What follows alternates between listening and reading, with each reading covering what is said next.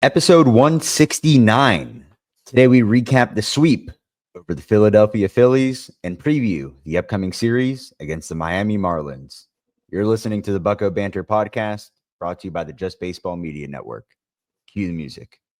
Rockin' 101, she compliment my taste. Whiskey in my lemonade, cause I like the way it tastes. Best seats at the Pirates game, they let me run the base. Yeah, my time is like my money, cause I can't afford to waste.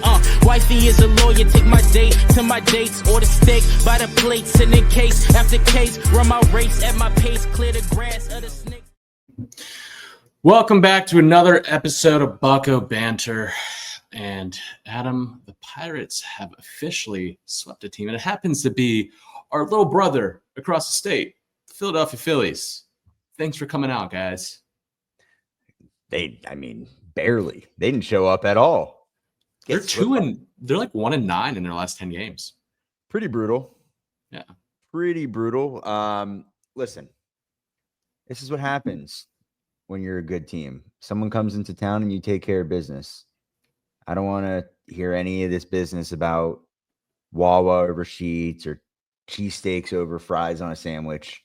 Because there's obvious answers to those questions. You're bad. You're just simply not a good team. All jokes aside, it was an awesome weekend of baseball.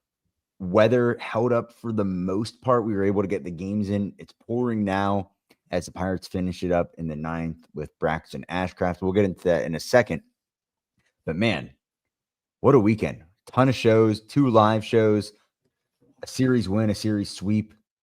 Can't get much better than this. It's 5:00 and I'm drinking some coffee because I am still tired from this weekend, dude. Slept in this morning. Yeah, I got a monster. Monster, got some caffeine, nice. Still tired from this weekend, but I'll tell you what, it's a very successful weekend, very fun weekend.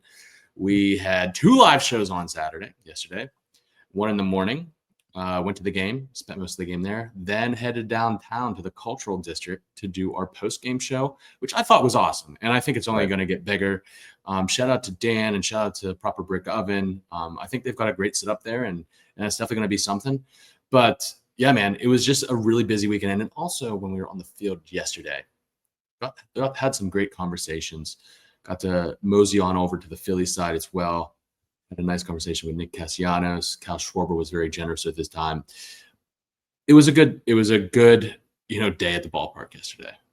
That's something that we're going to do more often moving forward now. So if you have any ideas for opposing team content, let us know. But, we talked to a majority of the Pirates guys so far. We're going to continue to talk to the Pirates, but there's more opportunities to be had here, right? And we're going to spread the love throughout the league. So you mentioned we got Castellanos, Schwarber, 2 huge names, and just being over there and being close to the Phillies, hearing them talk, pretty cool experience. So excited to do that. We're going to try and do that with the Marlins this week. And we got our boss, Jack McMullen, the voice of Marlins Radio, coming into town. So we'll have some more content with that. Before we keep moving forward, shout out to Total Sports Enterprises for all of your Pittsburgh sports memorabilia needs. Pirates, Penguins, Steelers, and much, much more. Go get your Paul Skeens jersey, Andrew McCutcheon signed bats. All the baseballs and photos that we give out are courtesy of Total Sports Enterprises. So go over to tseshop.com.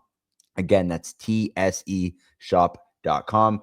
Go to the link in the bio of Spotify, YouTube, Apple Music, wherever you get your podcast. Click on that to let them know Bucko Banter sent you. I don't even know what to do with myself. I'm like, I am excited. I'm happy. Yeah, we've got a lot to talk about. I'm here looking at my film because there's a lot going on right now. I mean, we just swept the Phillies. A lot of chatter online about some potential moves, changes to the team, moves in the system. A big one just happened. Should we just talk about it real quick? I mean, I'm sure we'll touch more on it tomorrow, but Connor Griffin was just promoted to high A Greensboro.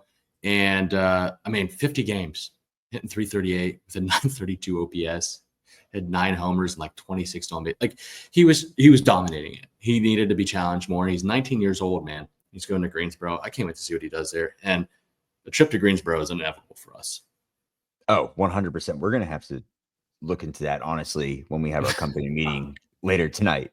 Yes. Like that's a have to go situation with the bats that they have there. We'll talk about it tomorrow. We're going to have some really cool interviews coming up with the minor league guys that are really going to highlight the hitters in this organization. Because right now we've been pretty arm heavy, especially with our interviews, but we're going to start highlighting some bats. And I'm really excited to get into that, especially with Tremar Johnson and Jack Brannigan in the next couple of weeks.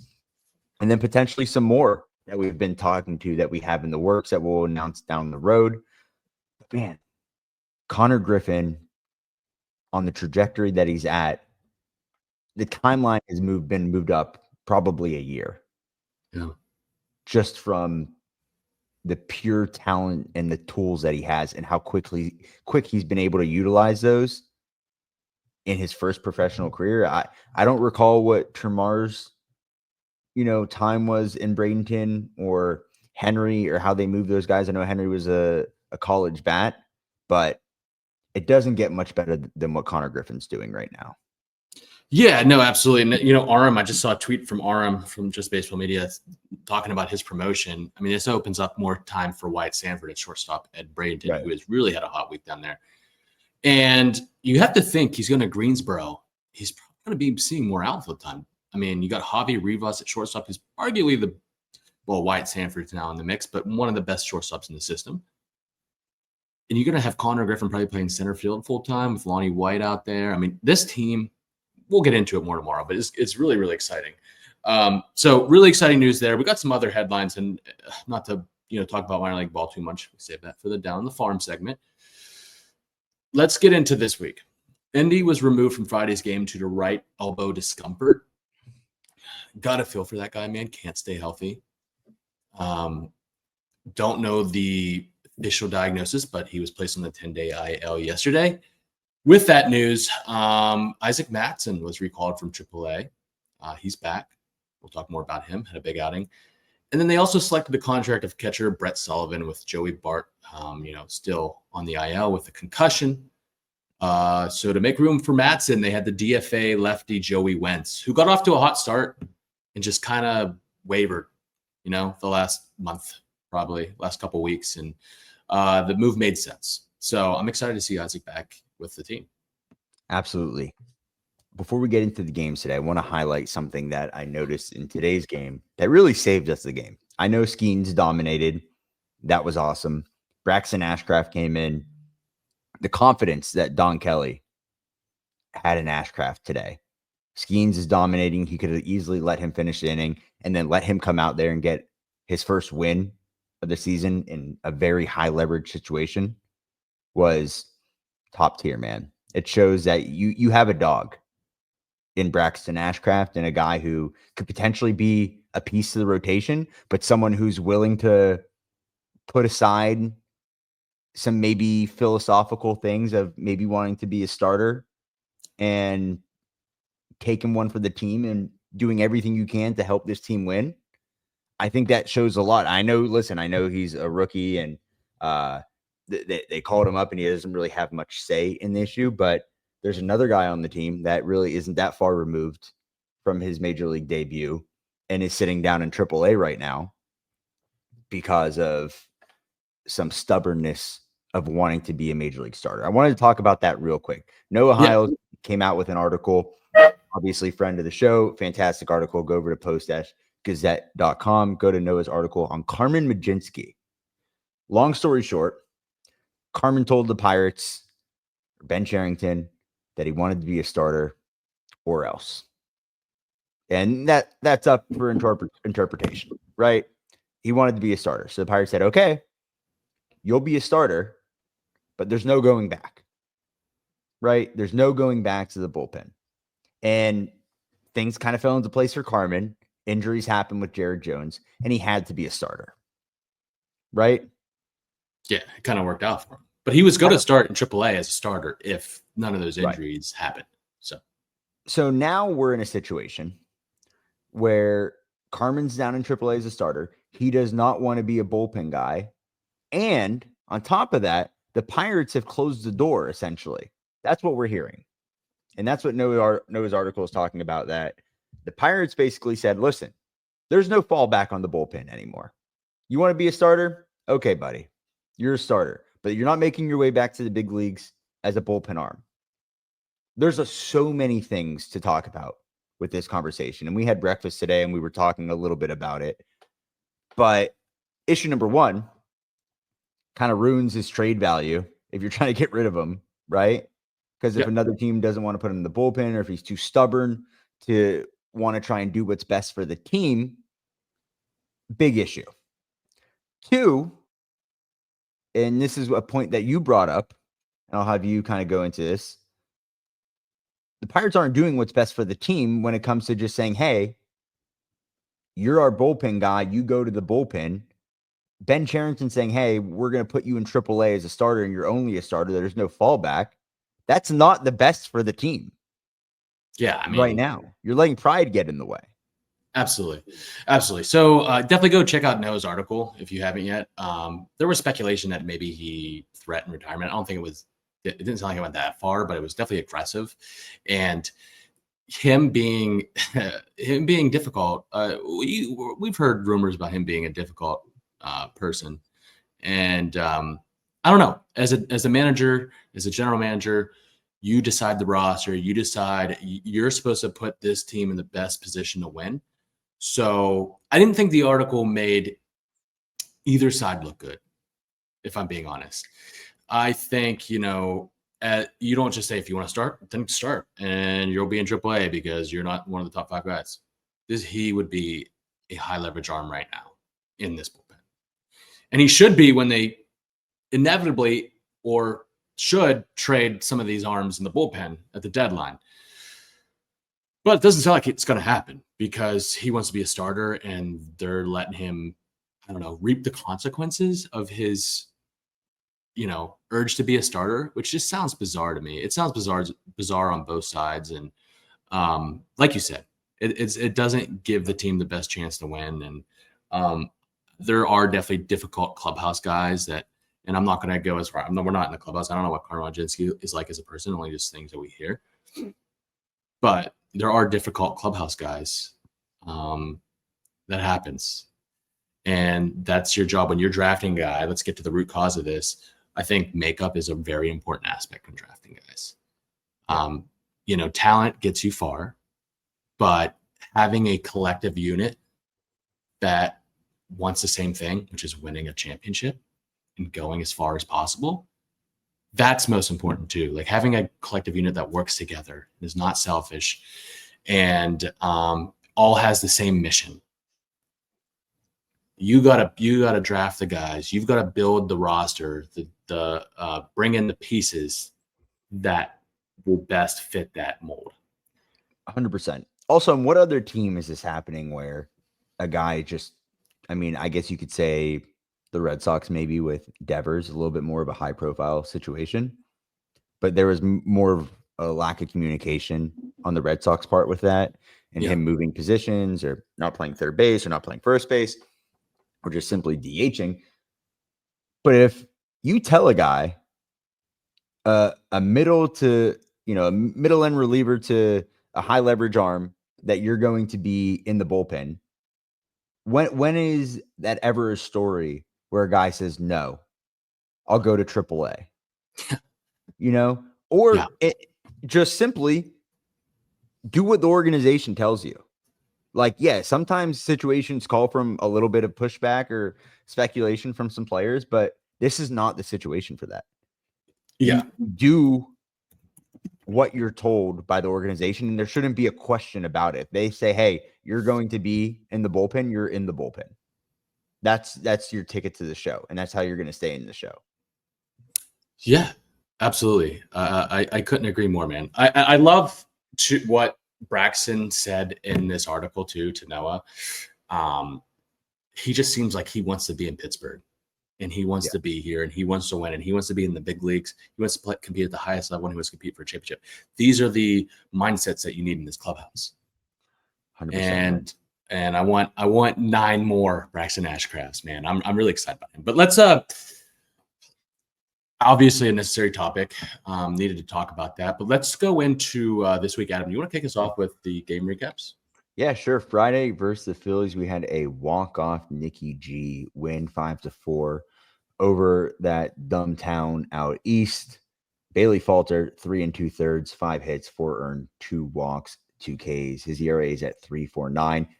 Coming off a fantastic May, didn't have a great outing, 40 strikes on 65 pitches. The bullpen, though, was excellent. Sugar, 1 1/3, 2 hits, 3 Ks. Ferguson, 1 2/3, 1 walk, 2 Ks. Santana, 1 1/3. And then David Bednar struck out the side. He's all the way back after this weekend. Offense, Nikki G got a triple, was brought in with an RBI. Also had an RBI. Reynolds 2 for 4 with 2 RBIs, had his 8th home run on the year. Henry Davis hit his 3rd and went 2 for 4. As a team, 8 Ks, 4 walks, 11 hits, 2 for 7 runners in scoring position, 7 left on base, grounded into 1 double play.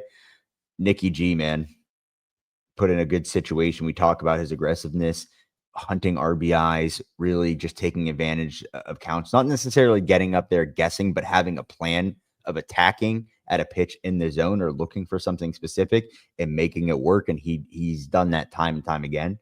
So good first win over the Phillies on Friday.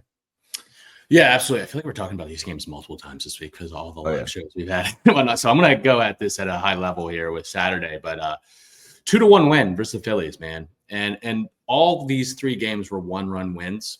And something you haven't seen the Pirates do is hold on or, in a tie game, provide some offense at the end to just get over the hump. We haven't seen that this year. So obviously a refreshing look this week. But Heaney went 6 innings, 4 hits, 1 earned, no walks, 5 Ks. Gave up that Schwarber home run in the first inning.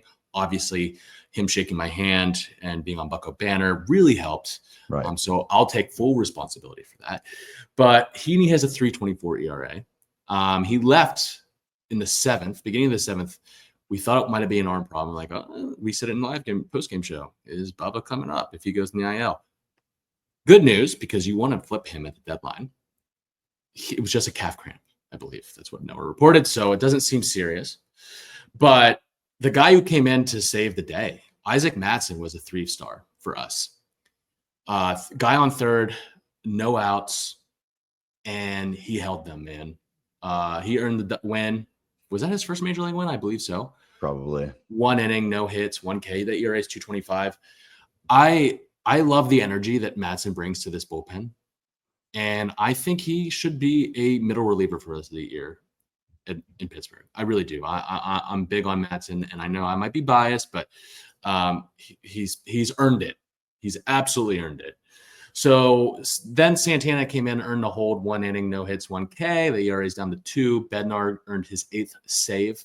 He's looked really good as of late. 1 inning, no hits, 1 K. Davis went 2 for 3 with his 4th home run of the year, 2 days in a row with a homer and an RBI. The average is up to 216. Nikki G was 1 for 4 with a leadoff triple in the first inning. 5 hits total, 1 for 4 with runners in scoring position, 5 left on base, 5 Ks. Not a ton of offense, but enough to get the win. And then Sunday, today, the sweep on Skeens Day. We've talked about it a ton where we set ourselves up for these Skeens Days and they don't take advantage of it. Well, they almost blew it today because they only put up 1 run for Paul Skeens. Okay, he didn't get the win today. Braxton Ashcraft got the win, but Skeens took care of business, as he always does. 7 2/3, 2 hits, 1 run, which was not earned, 1 walk, 7 Ks. His ERA is at 1.88 right now.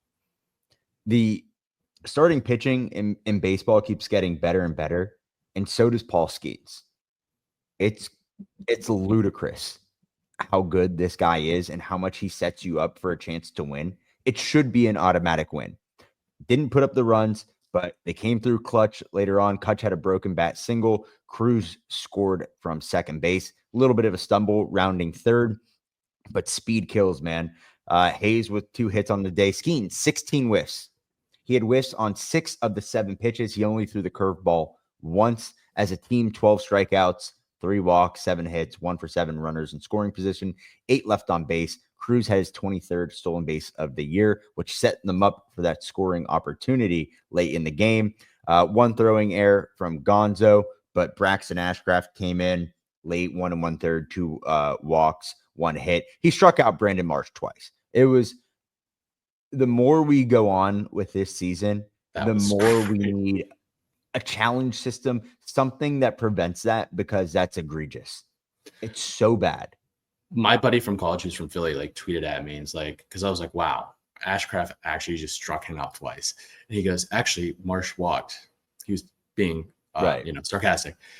But it's crazy because I responded to him and I was like, at least the ump is consistent, because the ball was in the same freaking spot, dude. Like it was dotted on the inner corner. It was absolutely a strike, which it sucks. But hey, Ashcraft battled and fought back and got out of the inning. Absolutely. So good weekend at PNC Park. As we mentioned, the Marlins are coming into town. So we're going to take a quick break here, and then we will be back to preview the Miami Marlins.